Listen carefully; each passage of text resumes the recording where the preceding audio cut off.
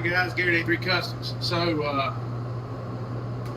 today we're going to be painting the floor underneath 2 cars in there in the paint booth. So a little trick, didn't know, but I found out, did some research on this, the wrapper liner protective coating for the floor. You can cut this with thinner, a reducer rather. You can actually use a reducer.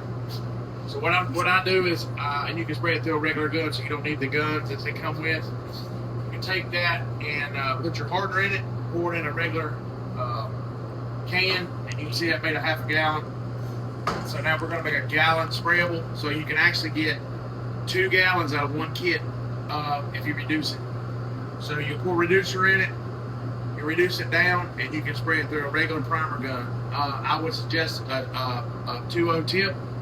Spray through it, but it'll leave a finer, instead of it being so chunky looking when you spray it, it'll look more fine and unique on there, and it'll give a nice coat underneath the car or in the trunk or wherever you're going to spray it. I try to do it in any area because this stuff here will fill the gaps. A lot of stuff, imperfections if you have it. When you send under the car, there may be a little imperfection you missed here or there because there's so many curvatures. It's not like the outside of the car. So if you put this down first, it'll give you a really nice slick base and fill all the lows up. And then when you spray the paint on top of it, and you can paint on top of this, when you paint on top, it'll actually look glossed off, and then you can clear it. You just have to let this stuff dry for about 24 hours. I let it dry overnight, and then come back and do it again. Normally we do this and then do chassis black as a touch-up, but this stuff here is pretty good, especially if you cut it. Urethane base and urethane base you can work together with.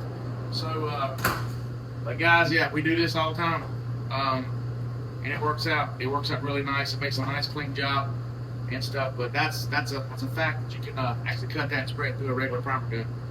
So, there's something for you to chew on this morning. Gary Day3 Customs.